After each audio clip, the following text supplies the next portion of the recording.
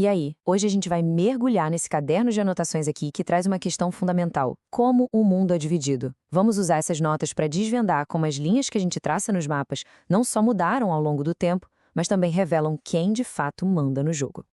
A pergunta que guia tudo é esta aqui. Afinal, por que a gente se dá o trabalho de desenhar essas linhas? Pode parecer só um detalhe técnico, mas na verdade é um dos atos mais políticos que existem.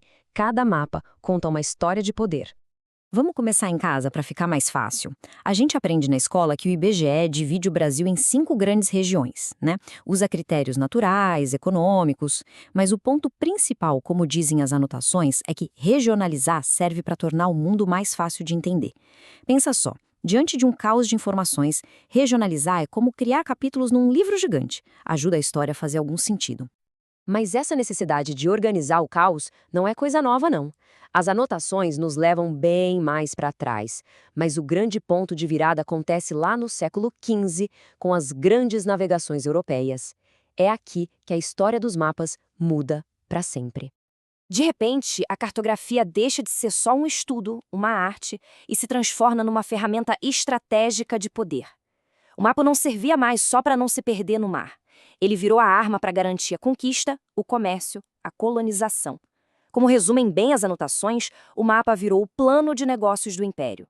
E com esse poder todo centrado na Europa, surge uma ideologia que vai definir os séculos seguintes: o eurocentrismo. A ideia de que a cultura europeia é a régua, o padrão, e todo o resto do mundo tem que ser medido a partir dela.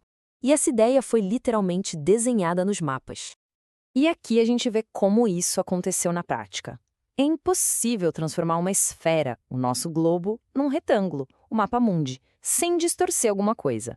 A projeção de Mercator, criada lá em 1569, escolheu manter as formas dos continentes, o que era ótimo para navegar, mas o preço disso foi uma distorção brutal nos tamanhos.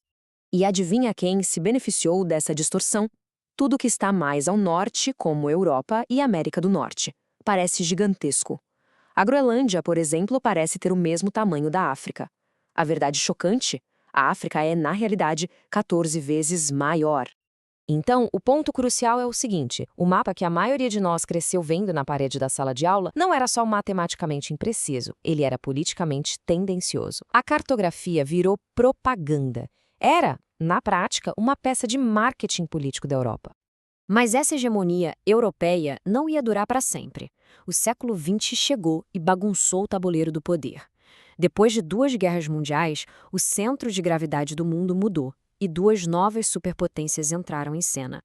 De um lado, os Estados Unidos, liderando o bloco capitalista. Do outro, a União Soviética, liderando o bloco socialista. O mundo deixou de ter um centro e passou a ter 2 polos. Começava ali a chamada Ordem Bipolar. Ela foi chamada de fria, porque nunca rolou um confronto militar direto entre americanos e soviéticos. E ainda bem. Com o arsenal nuclear que os dois tinham, provavelmente não estaríamos aqui para contar a história. Mas de fria, ela só tinha um nome.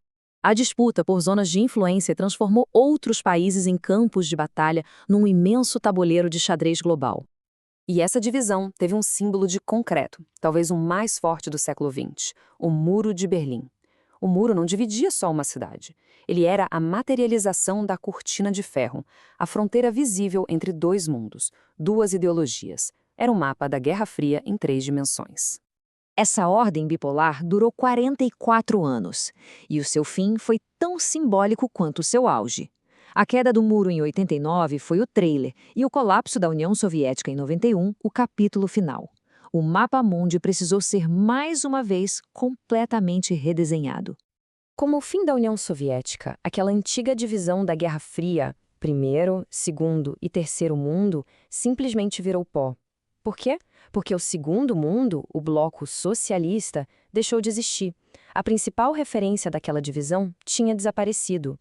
A primeira tentativa de criar um mapa novo foi a regionalização Norte-Sul. A ideia era simples: trocar a ideologia pela economia. De um lado, os países ricos e industrializados, do outro, os pobres ou em desenvolvimento. Foi útil por um tempo, mas com a ascensão de economias como a da China e do Brasil, essa linha divisória simples ficou borrada demais para explicar o mundo. Isso nos leva à nova ordem mundial, o período em que a gente vive hoje. Se a divisão ideológica acabou e a divisão econômica simplista não funciona mais, então como é que a gente organiza o mundo agora? A grande mudança é que o critério principal deixou de ser a ideologia e passou a ser o nível de desenvolvimento socioeconômico. Isso nos leva à classificação mais comum hoje: países desenvolvidos, emergentes e subdesenvolvidos. A régua mudou completamente. A gente parou de perguntar você é capitalista ou socialista e passou a perguntar qual o seu nível de industrialização, qual a sua renda, como estão seus indicadores sociais. É uma régua muito mais complexa e detalhada. E a análise vai ainda mais fundo. Hoje, a gente mapeia o poder de formas bem sofisticadas. Não olhamos só para o território, mas para onde estão os polos tecnológicos, os centros de inovação. E também para o IDH, o Índice de Desenvolvimento Humano, que mede não só a riqueza, mas onde as pessoas vivem mais e com mais qualidade.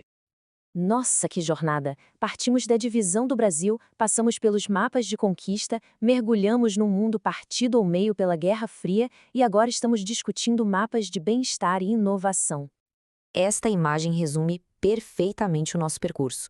As divisões do mundo mudam porque o poder global muda, a tecnologia muda e, principalmente, os nossos valores sobre o que é importante também mudam. E a grande lição que amarra tudo isso é que regionalizar nunca é um ato neutro. Cada mapa é uma fotografia tirada com uma lente específica, a lente de quem tem o poder de dizer é assim que o mundo é. No fim das contas, quem desenha o mapa dita a narrativa. Nossas anotações param por aqui, o que nos deixa com uma pergunta final. Se a gente fosse continuar este caderno, desenhando o mapa de 2036, que novos critérios usaríamos? Talvez um mapa baseado no acesso à água, na vulnerabilidade às mudanças climáticas, ou quem sabe, um mapa dividido entre quem controla a inteligência artificial e quem é controlado por ela. A reflexão sobre o próximo mapa já começou.